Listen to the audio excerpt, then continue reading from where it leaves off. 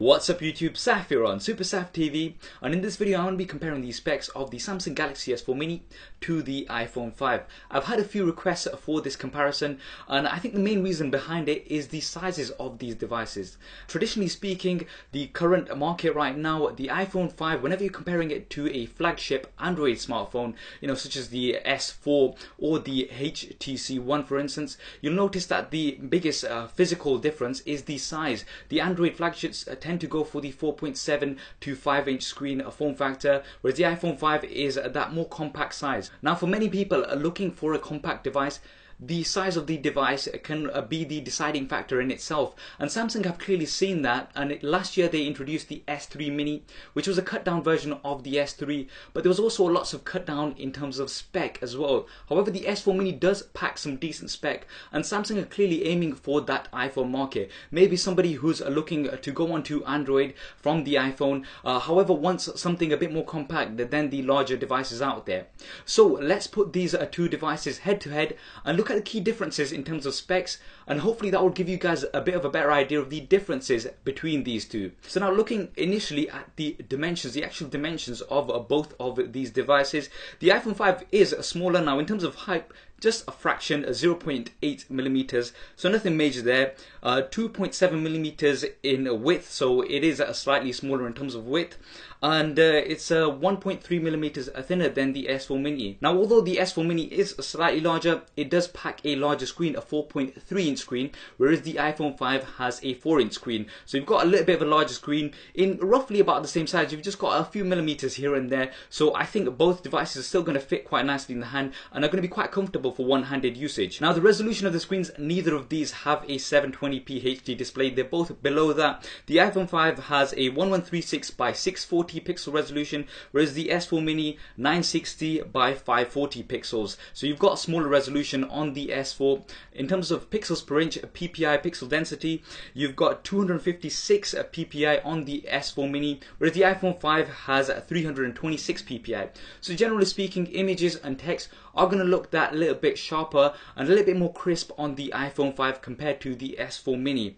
Weight wise, the iPhone 5 112 grams, whereas the S4 Mini 107 grams. So it is 5 grams lighter. Probably not hugely noticeable, but it is a lighter device than the iPhone 5. Now in terms of build and design, the iPhone 5 does have that aluminium and glass body, so it's a little bit more premium feeling, I would say.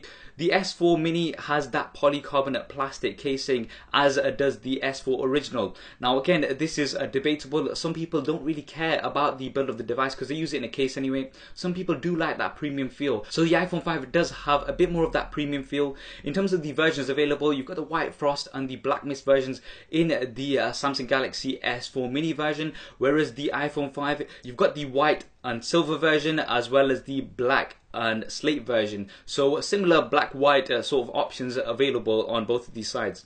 Now let's look at what's inside these devices. The iPhone 5 has a Apple A6 dual-core 1.2 GHz processor, whereas the S4 Mini has a dual-core 1.7 GHz processor. So although these are both a dual-core, the S4 Mini does have a higher clock speed in terms of the processor.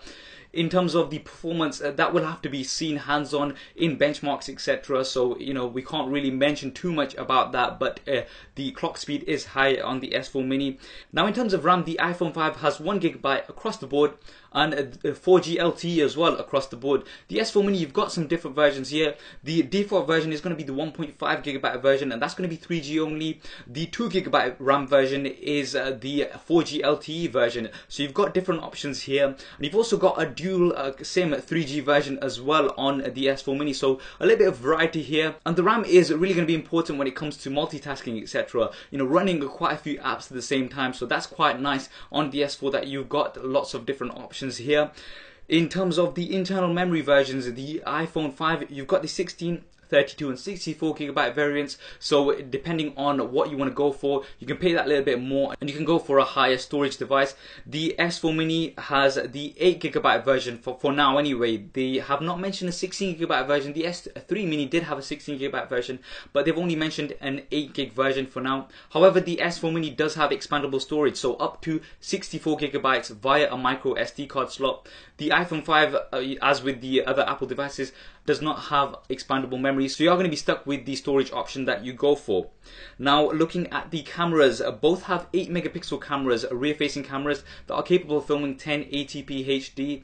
Now, they're going to be different in their different aspects. I've done an S4 original versus iPhone 5 camera comparison side by side, so you can go ahead and check that out. However, the S4 Mini, still to be seen what the image quality will be like, so it's going to be interesting to see comparisons when the device is in hand. In terms of the front-facing camera, this is going to be good for video calling, etc. The iPhone 5, a 1.2 megapixel front-facing camera at 720p, so that's going to give you 720p HD recording, whereas the S4 Mini has a 1.9 megapixel front-facing camera, so higher megapixels here, so you're going to get a high resolution, and it is also 720p, I believe. They've not been specific in terms of the resolution of video with the front-facing camera, but I would expect it to be 720p HD. In terms of connectivity, the S4 Mini does have an IR blaster as well as NFC. So the IR blaster is going to be really great for controlling your TV, etc. The iPhone 5 does not have any of these. It doesn't even have NFC. Now NFC, again, I'm not sure how much it's used currently, but it's going to be good for things like S-Beam, a few of these features